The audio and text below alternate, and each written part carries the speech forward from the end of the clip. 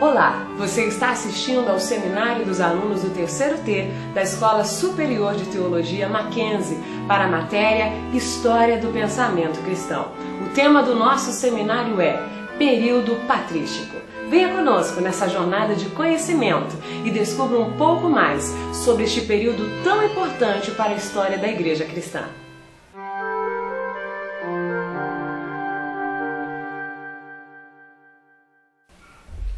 Um dos mais empolgantes e criativos períodos da história do pensamento cristão é representado pelo período patrístico. Essa importância se dá também por motivos teológicos. Todos os principais ramos da Igreja cristã, incluindo anglicana, ortodoxa oriental, reformada, luterana e católica romana, consideram o período patrístico um marco da evolução da doutrina cristã. Este período é da maior importância para trazer esclarecimentos a diversas questões. Era tarefa fundamental delimitar a relação entre cristianismo e judaísmo. Logo, novas questões começaram a aparecer. Uma de grande importância no século II foi a questão da apologética, a defesa argumentativa e justificação da fé cristã diante dos críticos. Mas fato é que este debate teológico só pôde mesmo acontecer depois de cessada a perseguição da Igreja. A conversão do imperador Constantino ocasionou uma mudança completa na situação do cristianismo em todo o Império Romano. Constantino, em seu período como imperador, obteve sucesso na reconciliação entre Igreja e Estado, cujo resultado foi a mudança de mentalidade, pois a Igreja não mais vivia sob constante perseguição. No Império Romano, devido à influência de Constantino, o debate teológico construtivo se tornou uma atividade pública. Agora a Igreja, exceto por um breve período de incertezas ao longo do reinado de Juliano, o apóstata, em 361 a 363, podia contar com o apoio do Estado. Assim, a teologia saiu da obscuridade dos encontros secretos para se tornar, ao longo de todo o Império Romano, uma questão de interesse e preocupação públicos. Progressivamente, os debates doutrinários tornaram-se uma questão de importância tanto política quanto teológica. O desejo de Constantino era ter uma igreja unida em todo o seu império e, assim, preocupa-se com o fato de que as diferenças doutrinárias deveriam ser debatidas e conciliadas como uma questão prioritária. O período patrístico superior de 310 a 451, em consequência disso, pode ser considerado o ápice na história da teologia cristã. Isso se dá porque os teólogos da época dispunham de liberdade para trabalhar sem o temor da perseguição. Com isso, puderam tratar de assuntos de importância capital para a consolidação do consenso teológico que emergia nas igrejas.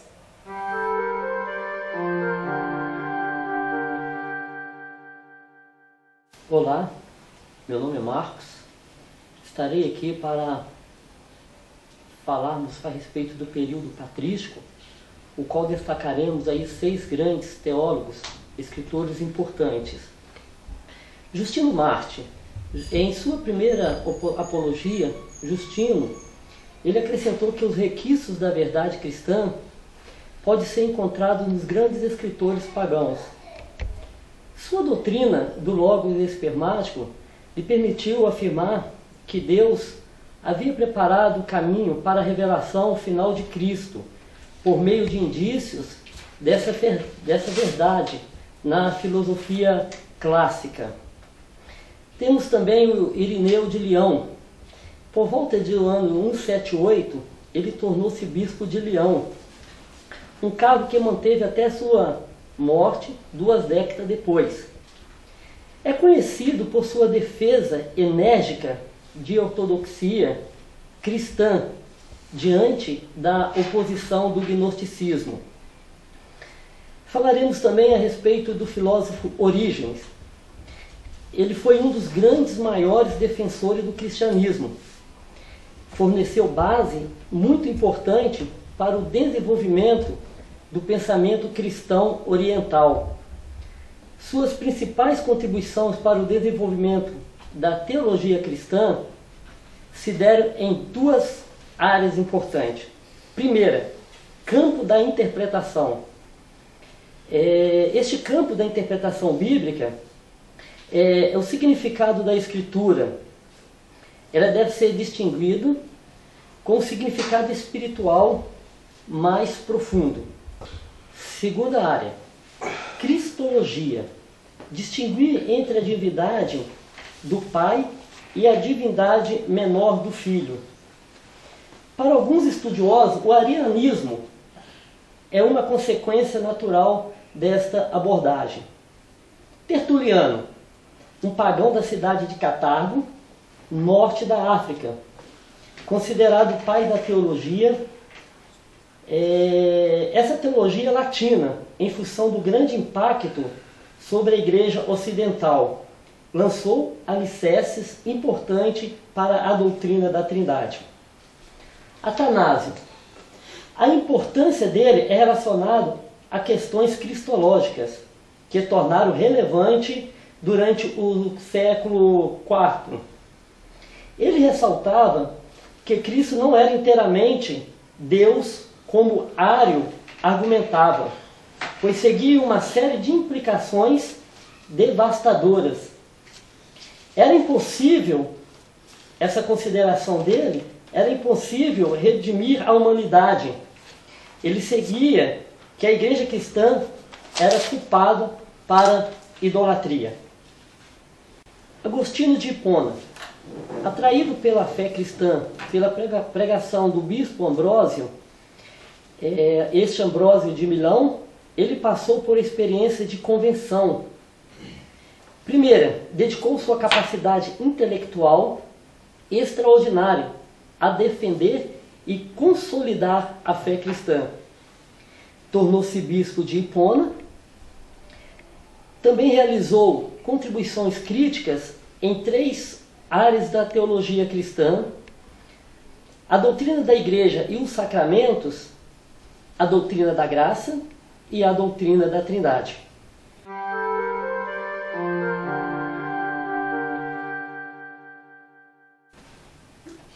Boa noite, meu nome é Marcelo. Eu vou falar sobre a extensão e ampliação do cânon.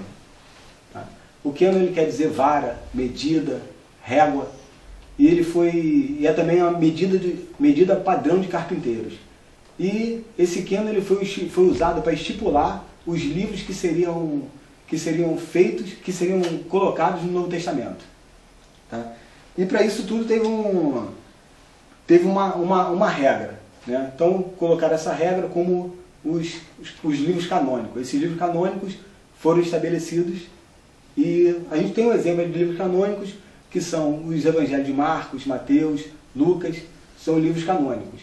E fora isso, nós temos também o Evangelho de Tomé. O Evangelho de Tomé, ele é um livro extracanônico. E nós vamos ver o porquê que esse livro é um livro extracanônico. Ele tem 114 versículos. E eu gostaria de citar aqui alguns versículos que fazem parte desse livro de Tomé, para a gente ver o porquê que foi considerado extracanônico. Então nós temos aqui o versículo 3, ele fala que se os vossos guias vos disserem que o reino está nos céus, aí esse livro ele diz que as aves ele tem precedência sobre os homens. E fala se os vossos guias lhe disserem que o reino está no mar, quer dizer que o peixe ele tem procedência sobre os homens. E alguns outros aqui versículos que falam, né? Ele fala que se você não reconhecer Deus, então você viverá na miséria, viverá na pobreza. Isso não é verdade, né? A gente conhece várias pessoas que não reconhecem Cristo como Salvador e nem por isso vivem na pobreza. As pessoas têm um trabalho, têm uma vida digna, pagam as suas coisas tudo bem e têm uma vida tranquila, né? Gozam até de coisas boas nessa vida. Então isso aqui também é uma coisa que não é verdade. E tem um outro versículo que fala sobre o homem idoso, que se um homem idoso ele perguntar para uma criança de 7 dias aonde está a vida, que esse homem viverá. E será que uma criança de 7 anos vai responder alguma coisa para esse homem? Então é isso. Né? E outra coisa que muito interessante também, fala que bendito é o leão que é comido pelo homem, porque esse leão se tornará um homem. E maldito o homem que é comido pelo leão, porque esse homem se transformará em leão. Né? Então tem algumas coisas assim que são totalmente absurdas. Né? Então isso não foi considerado como canônico. E nós temos alguns nomes que são muito importantes para o cânon, tá? Que foi Orígenes, Policarpo, Tertuliano, Irineu, Clemente de Alexandria, Atanásio. Todos esses foram nomes importantíssimos para o cânon. Esses homens, eles participaram no início, eles que estipularam cada livro, estudaram cada livro, né? E o livro não foi... o livro ele já estava escrito, então ele só foi estudado para ver se iria fazer parte do cânon. Tá? E além disso, eles estipularam também a ordem de cada livro. Né? A sequência teve algum tipo de importâncias, então não foi simplesmente sobre as datas, então teve toda a importância aí, a capacidade, o que o livro representava, tudo isso foi selecionado para que fosse colocado na ordem todos os livros do Novo Testamento.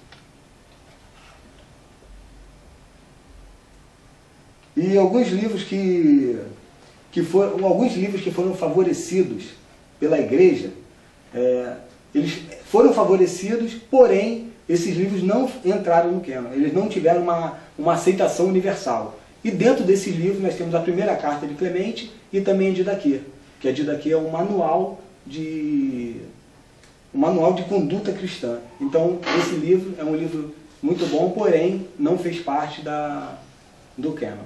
Ok?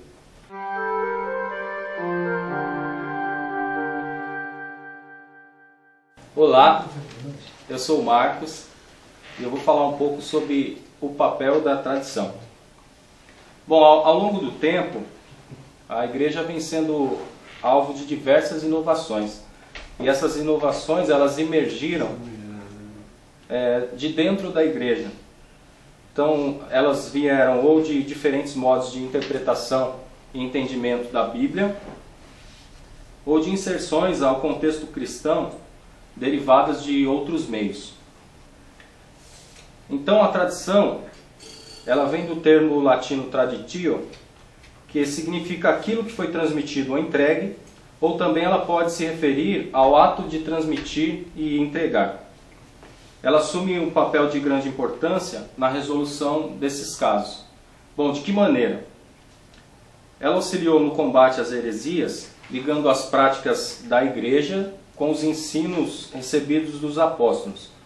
Pois no início, a igreja era a comunidade dos 12 apóstolos, dos 12 apóstolos, escolhidos e separados por Jesus. Quando Pedro passou a ser o chefe da igreja, e ela passou a ser então considerada como a igreja apostólica. Esses discípulos, eles transmitiam diretamente, de forma oral, para as pessoas daquela comunidade, a chamada regra de fé. E com essa transmissão, aquelas pessoas elas deveriam preservar fielmente essa regra, e até que chegou no seu ápice, que foi o registro dos livros canônicos das Escrituras. Bom, assim, a tradição recebeu a missão de preservar e proclamar fielmente o Evangelho deixado pelos apóstolos, através dos tempos, e indicando a maneira como no início do Evangelho as Escrituras tinham sido recebidas e interpretadas até serem registradas. Isso era contrário à questão das seitas, que surgiram da ideia ou interpretação de alguém em determinada época e local, com base em um texto específico, e não podia ser vinculada à questão das bases lançadas pelos apóstolos, ou à universalidade da tradição. A igreja do segundo século ela passou então a se intitular católica, que significava o quê? Tinha o significado de universal e também segundo o todo. Então isso queria dizer que a igreja verdadeira, ela era universal, que estava em todos os lugares, por toda parte, e segundo o todo, que ela seguia as doutrinas não de uma pessoa específica ou de um determinado apóstolo. Então, escolhia um livro e outro não, ou um discípulo e outro não, mas ela se baseava no todo. Então a igreja verdadeira era que tinha este princípio. Então, deste modo, a tradição ela se mostrou como uma herança apostólica para guiar a igreja em direção a uma correta interpretação das Escrituras, transmitindo o que a todos os povos, irmãos de fé ou não, publicamente nas igrejas, por sucessores conhecidos. Então não seria, como algumas seitas apregoavam, uma fonte secreta de revelação, fora das Escrituras, mas uma maneira de garantir que a fé se manterá fiel aos ensinos apostólicos, em vez de adotar interpretações bíblicas influenciadas por fontes alheias, pessoais ou parciais. A tradição ela passou a ser então uma maneira tradicional de se interpretar as Escrituras dentro da comunidade da fé. Uma crença onde essa interpretação deve ser aceita em toda parte, em todas as épocas e por todas as pessoas, tornando-se um antídoto essencial contra as heresias.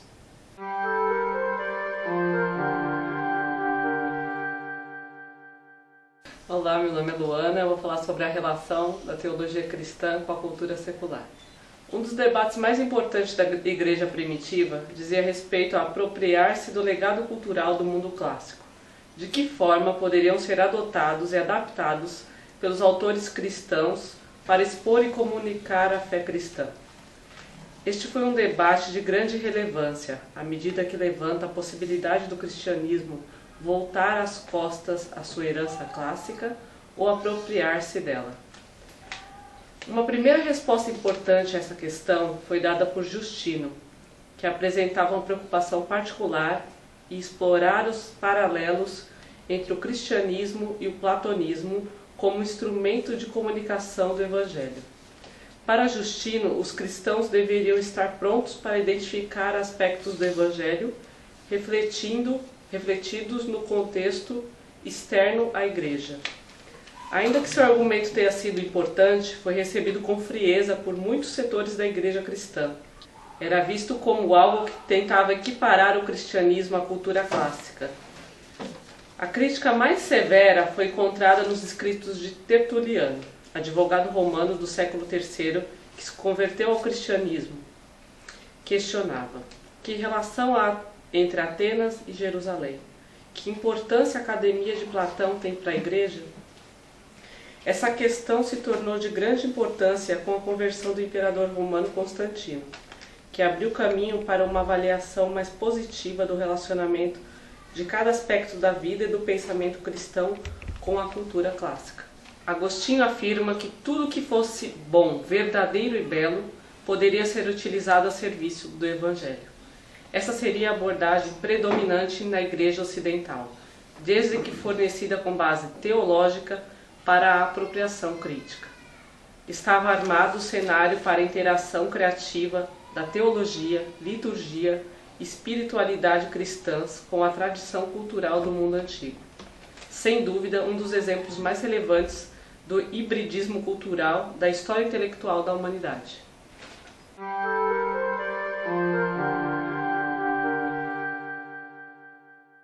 Bom, eu vou falar agora sobre a definição dos credos ecumênicos.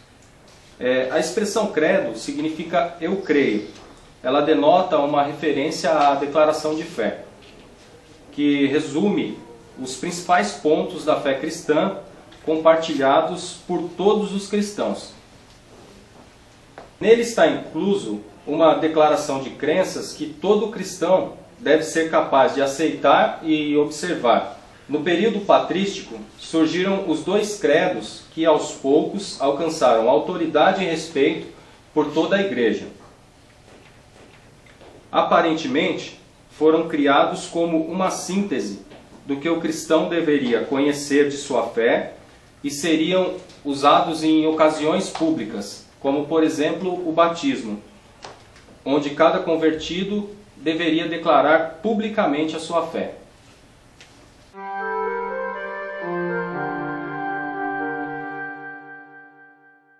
Dentro do período patrístico, focaremos a respeito do credo apostólico.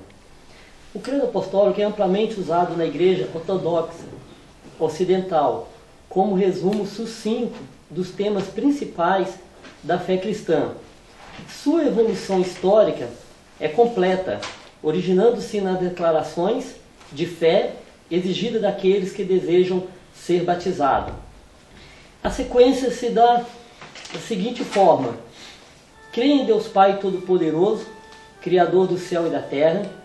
Creio em Jesus Cristo, seu único Filho, nosso Senhor, o qual foi concebido por obra do Espírito Santo, nascido da Virgem Maria, padeceu sob o poder de Pôncio Pilatos, foi crucificado, morto e sepultado. Ressurgiu dos mortos ao terceiro dia, subiu ao céu, está assentado à direita de Deus Pai Todo-Poderoso, donde há de vir para julgar os vivos e o morto. Creio no Espírito Santo, na Santa Igreja Universal, na remissão dos pecados, na ressurreição dos corpos e na vida eterna.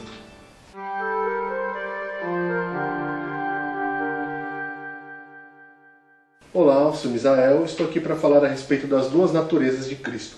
Duas doutrinas que deram contribuição decisivas ao período patrístico foi a Cristologia, que é uma área teológica que faz referência à pessoa de Cristo, e a natureza de Deus.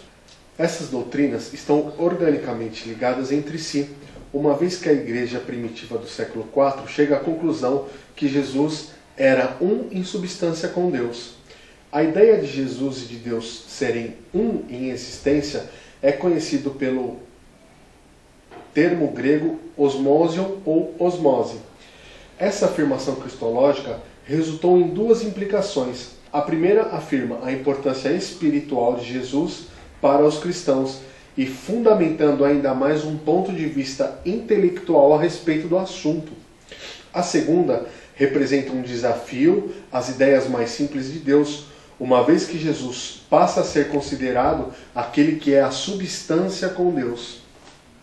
A partir daí, então, toda a doutrina sobre Deus passa a ser vista sobre a luz dessa crença. Após esse conceito cristológico implantado, a doutrina da Trindade então começa a surgir como um consenso no seio da Igreja. A divindade de Cristo, então, se torna o ponto de partida para especulações teológicas a respeito da natureza de Deus. Deve ser considerado que parte desses debates cristológicos são influenciados pela tradição filosófica e grega, uma vez que a região oriental do Mediterrâneo recebe grandes influências do mesmo. A cristologia patrística tem como seus principais pontos as respostas dadas por duas escolas.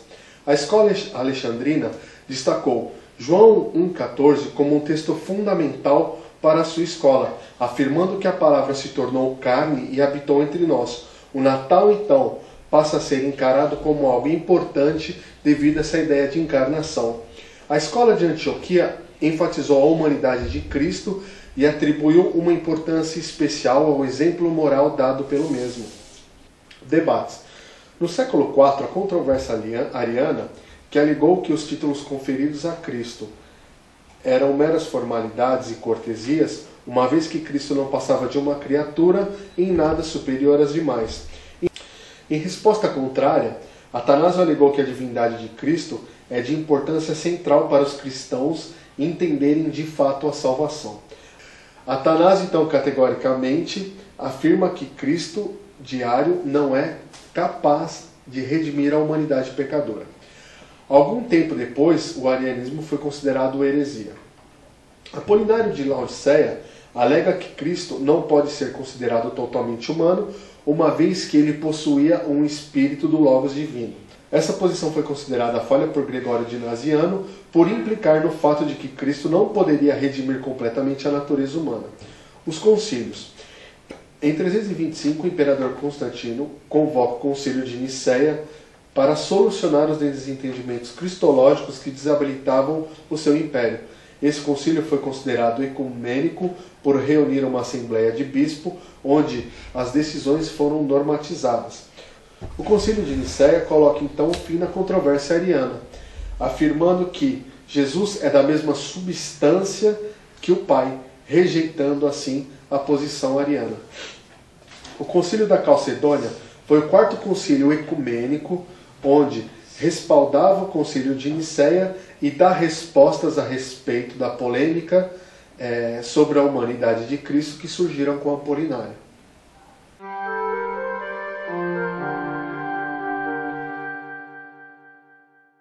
Doutrina da Trindade.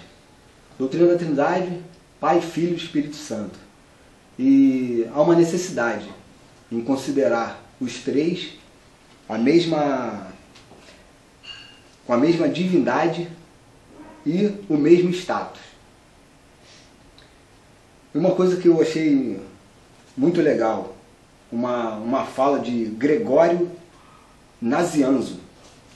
Não posso pensar em um único sem que veja imediatamente envolvido pelo fulgor dos três. Nem posso distinguir os três sem que esteja imediatamente voltado para um e único. Eu achei muito interessante essa parte essa fala desse homem, muito sábio, né? Então ele coloca que não tem como ele pensar em um sem lembrar dos três, e nem dos três sem pensar que é somente um. Eu achei muito interessante. E outro aqui, nós temos outro vocábulo que diz Deus. Eu entendia já, quando eu escutava a palavra Deus, eu já entendia o Pai, que criou todas as coisas. E pela palavra princípio, significava Filho, no qual tudo foi criado pelo Pai. E como eu acreditava que o meu Deus é trino, procurava a Trindade nas vossas escrituras, e via que vosso Espírito pairava sobre as águas. Eis a vossa Trindade, meu Deus, Pai, Filho e Espírito Santo. Eis o Criador de toda a criatura. Isso aqui é Agostinho. Ele falou isso aqui nas Confissões de Agostinho. Então, muito interessante, né? E uma pergunta que se fica, quando começou a doutrina da Trindade? E a doutrina da Trindade começou no começo do mundo, no começo da Bíblia, em Gênesis 1, quando teve toda a criação. Deus é trino, uma mesma essência ou substância, entretanto, possui três subsistências, que são distintas, que é o Deus Pai, o Deus Filho e o Deus Espírito Santo. Eles não se misturam, mas cada um tem a sua função.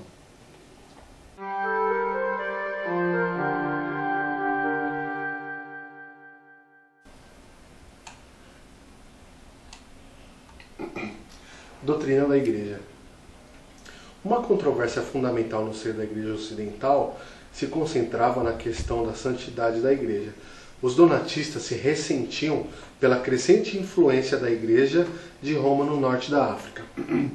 Eles alegavam que a Igreja era um corpo formado por santos e foram censurados pelos outros que haviam se recusado a ceder à pressão. Agostinho então afirma que a Igreja deve permanecer como um corpo misto. A falta de mérito pessoal de um ministro não comprometia a eficácia do sacramento, e essa perspectiva que rapidamente tornou-se regra no centro da Igreja.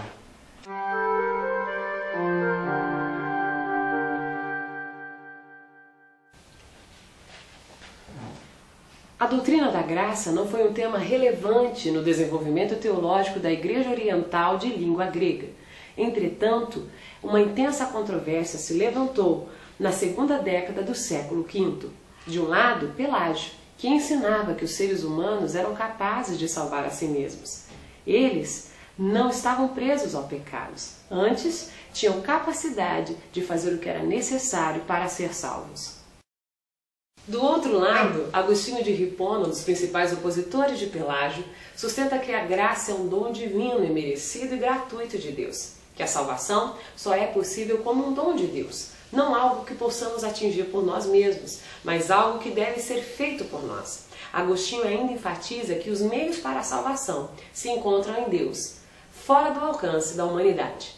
Alistair McGrath, a respeito desses dois teólogos, diz o seguinte: ficará evidente que essas duas teologias distintas envolvem entendimentos bastante divergentes sobre a natureza humana.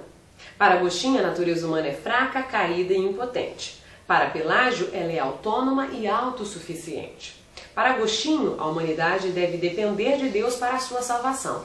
Para Pelágio, Deus simplesmente aponta o que deve ser feito para se alcançar a salvação e deixa o ser humano à própria sorte para satisfazer essas condições. Para Agostinho, a salvação é um dom imerecido. Para Pelágio, ela é apenas uma recompensa ganha. Enfim, em 418, o Concílio de Cartago decidiu-se pelas perspectivas de Agostinho em relação à graça e ao pecado e condenou com intransigência o pelagianismo. Na medida que na Europa Ocidental o período patrístico ia chegando ao fim e iniciava-se a Idade das Trevas, muitas questões permaneciam pendentes. Elas seriam retomadas agora ao longo da Idade Média e, sobretudo, durante a Reforma. Este foi o seminário sobre o período patrístico do terceiro T. Muito obrigada pela sua atenção e até uma próxima vez. Deus te abençoe.